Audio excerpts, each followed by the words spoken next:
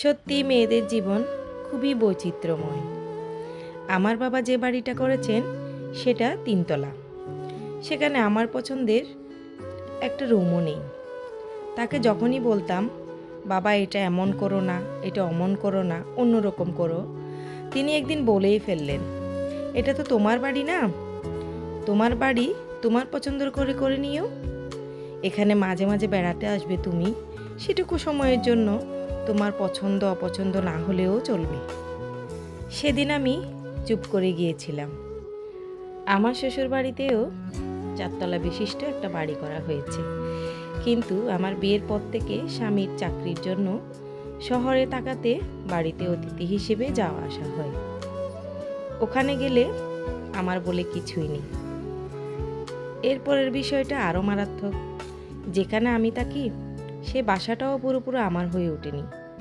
এক তো সেখানে আমরা ভাড়া থাকি, তারপরে 2-1টা মতের মিলে যদি অমিল হয়ে যায় তাহলে তো 2-1বার বাসা থেকে বের করে দেব, অথবা যেখান থেকে এসেছো সেখানে চলে যাও, কোনো সমস্যা নাই।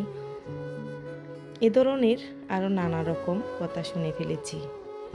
ভালোবাসার গল্পের আড়ালে এসব হুট করে বলে ফেলা কথাটাও কানে ঝুলে থাকে বহু বছর, সরে যায় না কান থেকে। বিষয়টা আসলে কি দাঁড়াচ্ছে তাহলে? এত বড় পৃথিবীতে আমি বা আমার মতো অনেক মেয়ে আশ্রিত, নিজের বলে কিচ্ছু নেই। এরপর থেকেই আমার একটা স্বপ্ন, সেটা পূরণ করার জন্য ইনশাল্লাহ আমি ছুটে চলেছি। ইনশাল্লাহ হয়তো পূরণ করতে পারবো। সেটা হচ্ছে আমার একটা নিজের করে বাড়ি হবে। সে বাড়িটা আমার মনের মতো করে সাজাবো। বাড়ির সামনে বাগান বিলাসের ঝোপ হবে, ড্রয়িং রুমের এক কোণে পা ছড়িয়ে বসে বই পড়ার মতো একটা ডিভাইন থাকবে, একটা মস্ত আকাশ থাকবে ছোট্ট ছাদের ছাউনি হিসেবে, জ্যোৎস্নারাতে সেখানে ঝুলবে তারাদের সামিয়ানা। আর ওই বাসার মালিক উত্তরাধিকার সূত্রে আমার পরে আমার মেয়ে পাবে, ওর হাত দিয়ে ওর মেয়ে পাবে, এর হাত দিয়ে ওর মেয়ে পাবে, যেন এদের কেউ বলতে না পারে বের করে দেব, বের হয়ে যাও, অথবা পায়ের নিচের মাটিটা কখনো হালকা না লাগে। 3.5 হাত স্থায়ী বাড়ির আগে এই মর্তলোকের সেই বাড়িটা কি আদৌ করে উঠতে পারবো কখনো? আমার তো স্বপ্ন আছে, আমি আমার স্বপ্ন পূরণের জন্য আপ্রাণ চেষ্টা করে যাব, যাতে আমি যেটা ফেস করে আসছি সেটা আমার পরের প্রজন্ম, আমার মেয়ের পরের প্রজন্ম যাতে ফেস না করে। আমার স্বপ্নটা তখন থেকে শুরু হয়েছিল, বাড়িতে যে রুমটা আমার করে পেয়েছি, মানে থাকার জন্য অতিথি হিসেবে, সেই রুমটাও আমি আমার মতো আমার রঙে সাজাতে পারিনি। ওই দুঃখটা আমার আজীবনই রয়ে যাবে। তো সেই জন্য আমার একটা বাড়ি চাই, নিজের করে, আমার একান্ত নিজের বাড়ি। যে বাড়িটা তৈরি করার সময় বালু সিমেন্ট থেকে শুরু করে কংকার, ইট, টাইলস, রং, কালার সব কিছু যেন আমি নিজে গিয়ে কিনতে পারি, আমি নিজের হাতে কিনতে পারি এবং নিজের পয়সায় কিনতে পারি। কেউ যাতে বলতে না পারে তোমার বাড়ি না, তোমাকে করে দেওয়া হয়েছে, এটার উত্তরাধিকার সূত্রে তোমার মেয়ে পাবে না, অন্য কেউ পাবে বা তোমার ছেলে পাবে। প্রিয় ভিউয়ার্স, এতক্ষণ ধরে যে কথাগুলো বলছিলাম এটা একটা গল্প হলেও প্রতিটা নারীর জীবনের সাথে এটা মিলে যায়। তো আমি আসছি ছাদে পুষিকে নিয়ে। পুষি প্রচণ্ড রকমের হিটে আছে, সারা রাত ঘুমাতে দেয় নাই। ভোরবেলা ওকে নিয়ে আসছি ছাদে একটু ঘোরাবো বলে। ছাদে আসার পরে বদমাশ বিড়ালটা কি করলো দেখেন, একটা চড়ুই পাখিকে ধরে বত্তা করে ফেলেছে। এ দেখো কি করছে পুষি, এটা কাজ করছে, হইছে এত বড় কাজ কেমনে করলো? একদম আতিকুতি সব বের করে ফেলছে। আরে ও মনে বাঁচবে না, ও মনে মরে যাবে। আমি কেমনে বাঁচাবো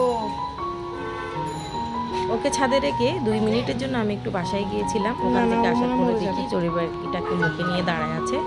অনেক চেষ্টা করার পর ওর মুখ থেকে ছাড়িয়ে নিলাম। এখন এটা তো পুষি কি করবে? ও তো দেখতে পাচ্ছে কেমনে? পুষি ধরতে পারে তো, বিড়ালের রিয়াকশন স্পিড অনেক বেশি না, ওরা যতক্ষণ রিয়াক্ট করবে বিড়ালরা এর 5 গুণ আগে থেকে রিয়াক্ট করে বসে থাকবে, মানে ঝাপটে ধরে ফেলতে পারবে। আর পুষি দেখে নিচে হচ্ছে যে খাবার হিসেবে, ও তো খায় না সব।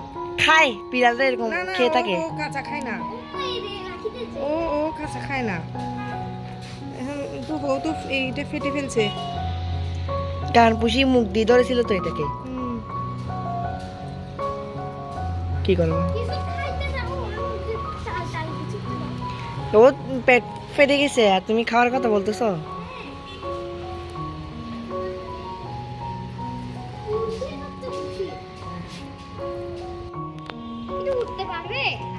না না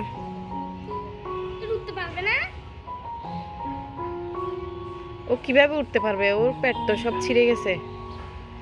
আমি কেমনে ওকে বাঁচাবো? আমি তো আল্লাহ আল্লাহ আল্লাহ আল্লাহ।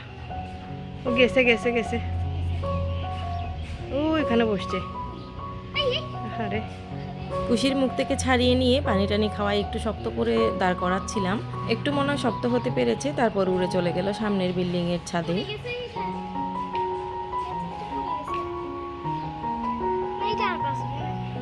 কি জানি, ও তো উঠতে পারবে না মানে। এখন এরকম করলে তো ওকে কাকে খেয়ে ফেলবে। আহারে, এখন দোয়া করো আল্লাহ যাতে পাখিটাকে বাঁচাই দেয়। আর নাইলে ও ওরকম যদি আদা মারা হয়ে পড়ে থাকে তাহলে কাকে তো খেয়ে ফেলবে ওকে। ওইখানে কাকও একটা বসছে, নড়তে না পারলে মরে গেলে কাকে খেয়ে নিবে। আহারে,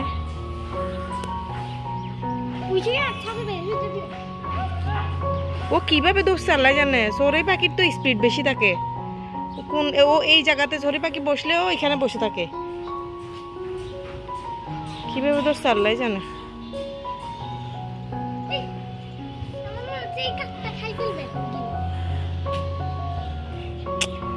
খুশি ও অন্যায় করছে তো সেই জন্য ও এখন এই বিছানার নিচে ঢুকে গেছে। খুশি, তুমি কেন পাখিকে মারছ? হ্যাঁ, কি পুষি? পুষি, ওই দেখো কোথায় কোন জায়গায় গিয়ে গুজে আছে দেখো। পুষি, এদিকে তাকা, এদিকে তাকা। তুই কেন পাখিকে মারলি? হ্যাঁ পুষি রে, তুই পাখিকে কেন মারলি? আবার হাত গুটাই বসে আছে। বেরো, আমি তোকে বেদ দিয়ে মারবো। এখন চুপ মেরে আছে, মানে সে কিছুই জানে না। এই কাজ তো তুই জীবনেও করলি না, আজকে কেমনে করলি? এই পাখিটা যদি মরে যায়। পুষি, আয় আয় বেরো। পচা বিড়াল। এখন ভালো লাগতেছে পাখিটাকে মেরে?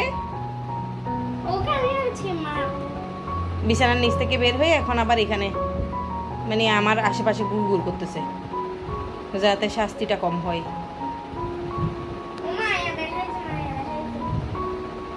খুশি না, তাকাবে না এখন। ও অপরাধ করছে, ও ঠিকই জানে। ও অপরাধ করলে এরকম চোখে চোখ মিলাই না, বিছানার নিচে সোফার নিচে। আবার এখন মনের সুখে পরিষ্কার করবে।